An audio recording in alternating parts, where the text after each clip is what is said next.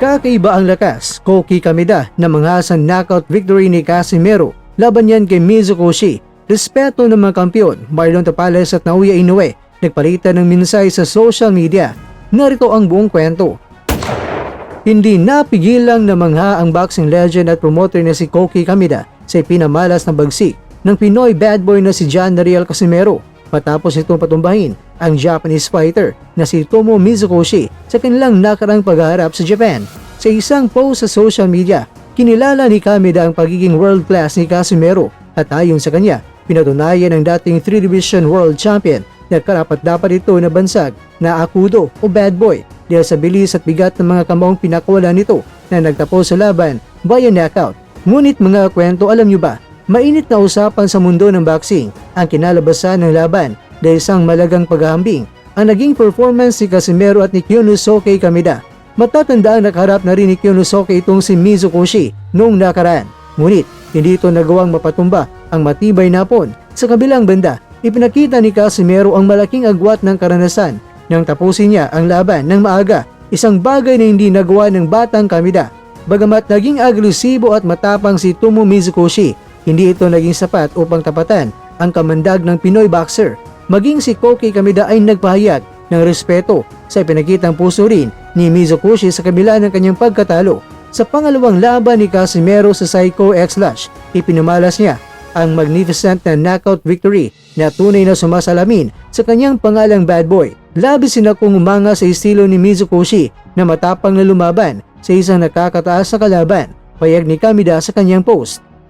Dahil sa impresibong pagkapanalo mga kwento, lalong tumitibay ang ugnayan ni Casimero sa Kameda Promotions. Ang paghanga ni Koki ay isang malaking senyales na posibleng mas malalaking laban pa ang ihanda para sa Pinoy sa lupain ng Japan. Sa ngayon, ang mensahe ni Casimero sa buong mundo ay malinaw, hindi pa kupas ang kanyang lakas at handa siyang pabagsakin ng sinumang harang sa kanyang muling pag-akyat sa trono ng World Championship.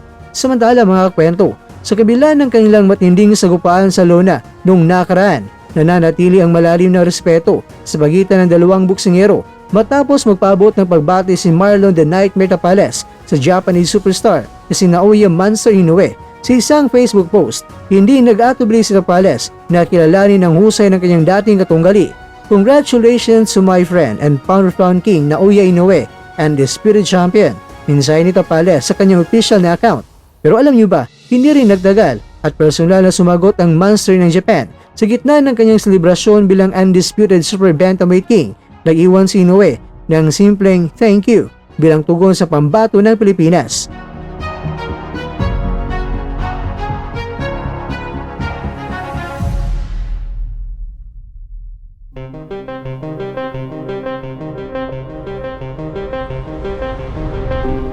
Mga kakwento, ang palitang ito ng minsay ay umani ng positibong reaksyon mula sa mga boxing fans sa buong mundo. Hinangaan ng marami ang sportsmanship ni Tapales na kahit natalo sa kanilang unification bout ay buong pusong kinilala ang ligasiya ni Inoue bilang isa sa pinakamahusay sa kasaysayan ng boxing. Nagsisilbing inspirasyon ng dalawa na sa loob ng ring ay magkaaway, ngunit sa labas ay magkaibigan at may mataas sa pagkilala mga kwento sa kakayahan ng isa't isa. Bangungot ng Pinas, next naman, magkaibigan yarn sa monster ng Japan.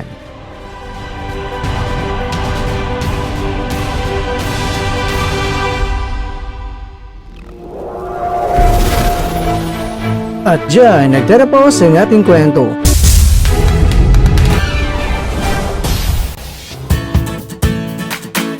Maraming salamat mga kakwento sa inyong panonood. Pero baka naman mga kakwento ay nagustuhan niyo po ang kwento natin ngayon. Baka pwede niyo po akong mabigyan dyan ng like, subscribe at pa-click na rin sa bell button.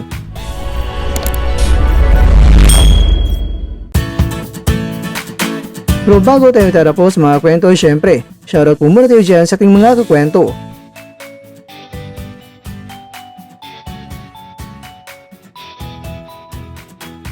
At ikaw kwentong nanonood ngayon, shoutout sa'yo dyan.